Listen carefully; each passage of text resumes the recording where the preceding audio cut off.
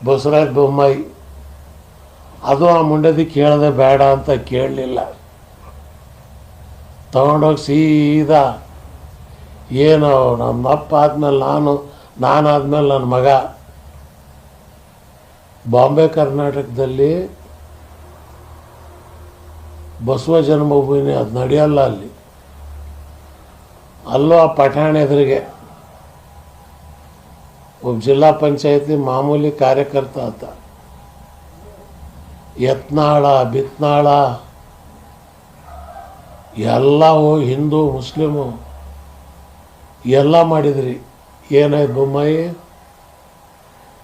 ನಿಮ್ಮಪ್ಪನ ಸಮಾಧಿ ಮುಂದೆ ಹೋಗಿ ಕೂತ್ಕೋ ನೀನು. ನಿಮ್ಮಪ್ಪ ಯಾವ ಸಿದ್ಧಾಂತದಲ್ಲಿದ್ದವರು? ಅಧಿಕಾರದ ಆಸೆ, ದುಡ್ಡಿಗೆ ಆಸೆಗೆ ಇವತ್ತು ನೀನು ನಿನ್ನ ಮಗನಿಗೂ ಬಲಿ ಕೊಟ್ಟೆ. ಬರೆದಿಟ್ಕೊಳ್ಳಿ, ಆ ಭಾಗದಲ್ಲಿ ನಿಮಗೆ ಇನ್ನು ಭವಿಷ್ಯ ಇಲ್ಲ. ಬರೀ ನಾನು ವಿಡಿಯೋ ಹಾಕಿ ಇಷ್ಟು ಪರಿಸ್ಥಿತಿ ಆಗಿದೆ. ನಾನೇ ಬಂದಿರ್ತಿದ್ರೆ ಇನ್ನೂ ಅದಕ್ಕೆ ಓಟ್ನಲ್ಲಿ ನೀವು ಸೋಲ್ತಿದ್ರಿ. ನಾನು ಹುಟ್ಟಿದ ಜಿಲ್ಲೆ ಅದು, ಗೊತ್ತೈತೆ ನಿನಗೆ. ಬಸವಣ್ಣ 77ರಲ್ಲಿ ನಿಮ್ಮ ಪೂಜ್ಯ ತಂದೆಯವರು, ಇವತ್ತು SR ಬೊಮ್ಮಾಯಿ ಅವ್ರಿಗೆ ಪೂಜ್ಯರು ಅಂತ ಕರಿತೀವಿ ನಾವು. ನಮ್ಮ ತಂದೆ ಸಮಾನ ಅವರು. ಯಾಕೆ? ಅವ್ರದ್ದೊಂದು ಸಿದ್ಧಾಂತ ಇತ್ತು. ಒಂದು ಮಾತು ಕೊಟ್ಟರೆ ಒಂದೇ ಮಾತಿಗೆ ನಿಲ್ಲೋರು. ಆದರೆ ಇವತ್ತು ನೀನು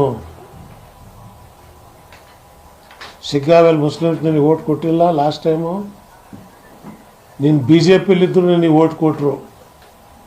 30,000 ಲೀಡ್ನಲ್ಲಿ ಗೆದ್ದೆ ನೀನು.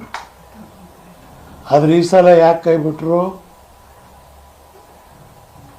ನಿಮ್ಮ ಅತಂತ್ರವಾದಂಥ ನಿಲುವು. ಮತಭೇದ ಇರಬೇಕಪ್ಪ, ಆದರೆ ಮನಭೇದ ಆಗಬಾರ್ದು. BJP ಅವರದ್ದು ಮತಭೇದ ಅಲ್ಲ, ಮನಭೇದ, ಮನಸ್ಸುಗಳನ್ನು ಕೆಡಿಸ್ತಕ್ಕಂಥದ್ದು. ಅದಕ್ಕೀಗ ಪಾಪ ಮೈಸೂರಿನಲ್ಲಿ ಒಬ್ಬ ಹುಡುಗ ಮಹೇಶ್ ಭಟ್ ಹೇಳಿ ಆ ಮುಂಡದಿಕ್ಕೆ ಪಾರ್ಲಿಮೆಂಟ್ ಟಿಕೆಟ್ ಕೊಡಿಸಿದ್ದು. ಒಂದೇ ಸಿನಿಮಾ ಮುಗಿದೈತೆ, ಆಮೇಲೆ ಕುಂದಿರಿಸ್ಬಿಟ್ರು. ಅವನು ಹೇಳ್ತಾವನ್ನೇ ಮಂತ್ರಾಲಯದ ಬಗ್ಗೆ, ಪೂಜ್ಯ ರಾಘವೇಂದ್ರ ಸ್ವಾಮೀಜಿಯವ್ರ ಮೇಲೆ ನಂಜನಗೂಡದವರು ಪರಮ ಭಕ್ತಿ ಇರ್ತಕ್ಕಂಥವ್ರಪ್ಪ ನಾವು. ಅದೋನಿ ನವಾಬರು ಭಕ್ತಿಯಿಂದ ಅವ್ರಿಗೆ ಜಾಗ ಕೊಟ್ಟರು. ಅದು ಹೇಳಿದ್ದಕ್ಕೆ ಅದಕ್ಕೊಂದು ಕತೆ ಕಟ್ಟಕ್ಕೆ ಹೋದ್ರಿ ನೀವು. ಅದೋನಿ ನವಾಬರಿಗೆ ರಾಘವೇಂದ್ರ ಮೇಲೆ ಇದ್ದಂಥ ಭಕ್ತಿಗೆ ಕೊಟ್ಟಿದ್ದ ಜಾಗ ಅಲ್ಲೇ ಬೃಂದಾವನ ನನ್ನ ರಾಜ್ಯದಲ್ಲಿ ಆಗಬೇಕು ಅವರ ಆಸೆ. ಆದರೆ ನೀವು ವಕ್ಫ್ ಬಗ್ಗೆ ಹೇಳ್ತೀರಿ. ಮುಂಡದೆ ಬ್ರಿಟಿಷರು 1913ರಲ್ಲಿ ವಕ್ಫ್ ಬಿಲ್ ತಂದಿದ್ದು.